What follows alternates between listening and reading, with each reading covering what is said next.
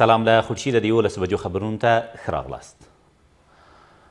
د هلمند په ګرشک ولسوالۍ کې د یو ټرافیکي پیښې له امله یو کس خپل ژوند له لاسه ورکړی او 6 نور کسان ټپیان دي.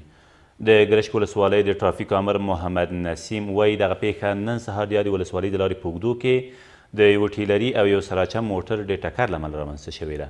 د نوموړي په وینا په ټپیانو کې ماشومان هم شامل دي او د 4 ټپیانو پښې هم ماتې شوي دي.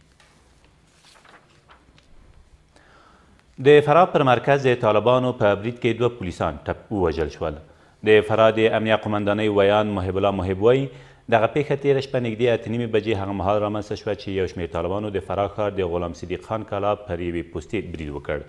د نوموړي په وینا په دې نښته کې طالبانو ته هم مرګ ژوبله اوښتې خو کره شمېره یې لا روښانه نه ده. په ورته وخت کې د 215 میوند قول اردو قمندانۍ بیا د دغه ولایت په بکوا ولسوالۍ کې په یوې ماین چاودنه کې د 9 ماین جوړونکو له وژل کېدو هم خبر ورکړی دی.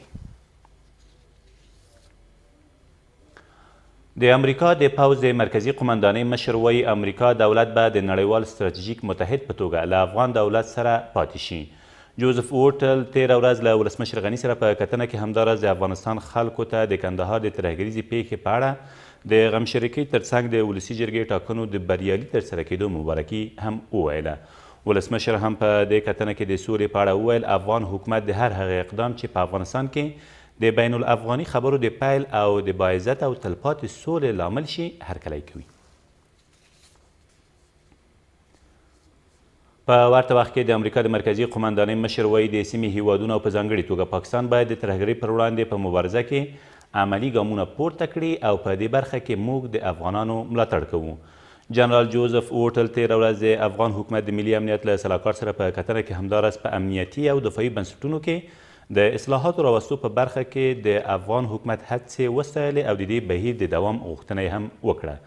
په دې کتنه کې حمدالله محب هم په ډاډ کړه چې افغان حکومت په امنیتي او دفاعي بنسټونو کې اصلاحاتو ته ژمن دی او پولیس په خپلې اصلي دندې چې د قانون پلي کول دي ور وګرځي. په لوګر کې د افغان ځواکونو په هوایي عملیاتو کې 8 طالبان ووژل شول. د دغه ولایت د امنیه قمندانۍ ویان شاپور احمدزی وایي دغه کسان تېره ورځ د محمد اغې ولسوالۍ په بازک سیمه کې هغه مهال ووژل شول چې د دوی 2 موټر له هوا په نښه شول.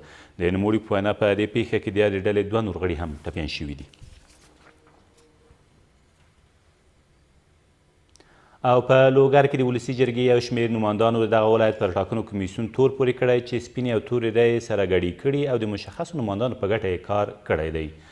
دوی چې تېره ورځ د ټاکنو کمیسیون مخې ته د اعتراض په توګه راټول شوي وو له دغه کمیسیونه یې وغوښتل چې د لوګر غیر بایومټریک رایې حساب نه کړي او همداراز یې باید سپینې رایې له تورو بېلې کړي.